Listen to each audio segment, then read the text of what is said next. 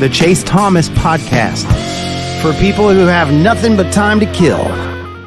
It's one of those things where it feels good that you can have this kind of fan fiction where we're like, wow, we have this great 8-year window of succession plan here with all of our quarterbacks and we're set. But as you know, it doesn't really work like that in college football. But what do you make of Faizon and how this succession plan is ultimately going to unfold in your estimation? Well, I think ultimately, I guess I'll take a different route here, but, if you're going to be the number one player in the country or similar to what Nico was, right there with Arch 1 and 2, and I'm sure people got varying opinions on that. But if you're going to be that type of player held in that type of regard, more and more for us, you got to be wired the right way. And I think when you look at Faizon Brandon from a physical toolkit standpoint, I think it was very easy to get on board with him just in terms of what he offers, not only from a prototypical height, weight, but the arm talent as well. And then you look at him first year as a starter, 13-1, over 3,000 yards, really clean touchdown to INT ratio, took care of the ball. Got to see him in Atlanta work out at the Elite 11 regionals. Got to see him work out at the Future 50 in Tampa. I like the maturity. I like the way that he handles himself. I like the competitiveness. He's I wouldn't say quiet, but there's a maturity beyond his years, and that's important. The other thing, he's a puppy, man. He's young for his grade. He's only 16, and our job is have to constantly remind people when it comes to education and the rankings, we're projecting these guys out to what we think their NFL draft potential is going to be. So Faizon Brandon simply is a player and a human being that we feel like we can grow with. When we put him number one, we felt like, all right, is this going to be a guy that we're going to have to constantly check in on and say, all right, there's an issue here, or maybe there's a gap in terms of what we're seeing.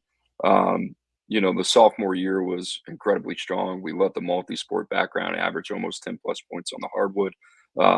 But for him to have the type of production that he had, and then to really kind of see him this offseason and then really understand that, wow, this guy is just starting to put it together. So when I say you're like growing with the guy, we expect him to take another leap as a junior. There's another leap that he'll take as a senior. And then once he gets to college and has that type of development and that coaching from Josh Heupel, that's what gets you excited about it, right? You're projecting this guy over 4 or 5 years.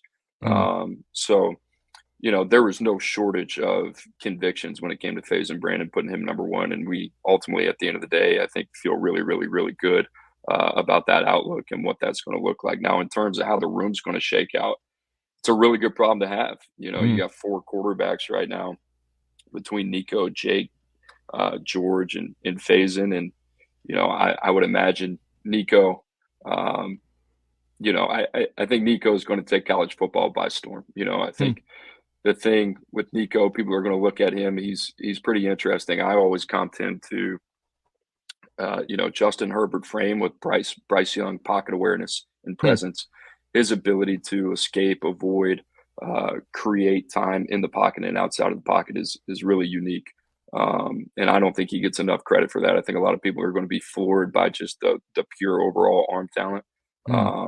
But his ingenuity in terms of being a creative playmaker in the pocket is pretty special. So I say all that to say Nico's probably 2 and done, right? Best case scenario.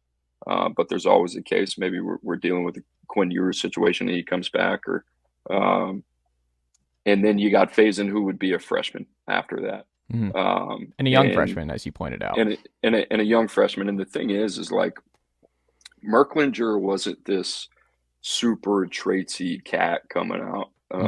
And when I saw him work out live, to be frank, I thought he left a little bit to be desired from a physical arm talent standpoint. But you go back to the tape, there's so much that he does that you like playing within the system, keeping things on time, staying ahead of the sticks. You saw how successful Tennessee was with a guy like Hendon Hooker.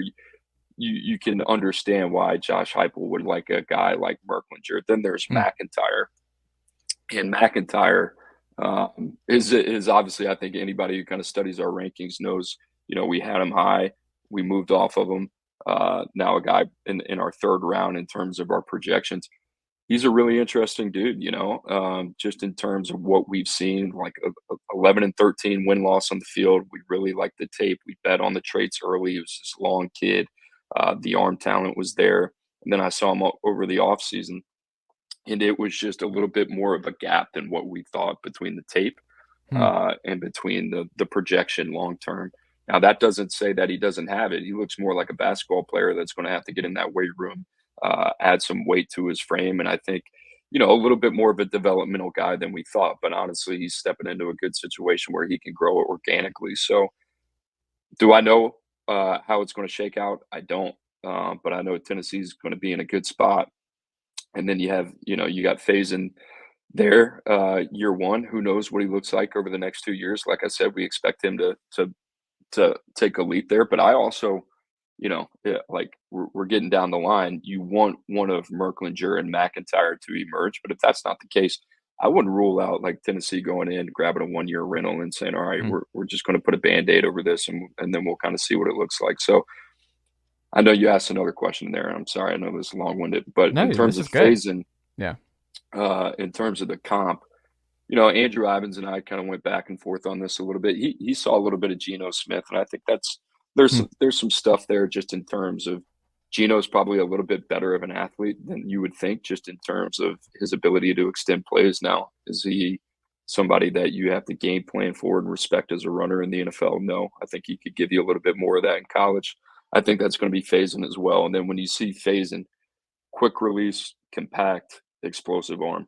And the other thing is just his ability to kind of play within himself, but like he's not a statue either. Can play off platform, get the ball out from a variety of angles. So I think that kind of like arm talent package is only going to continue to expand the more that we see of him. So, but yeah, Geno was a name that came up. I don't know if there's like a clean comp for him where you're like, yeah, that's kind of what I see.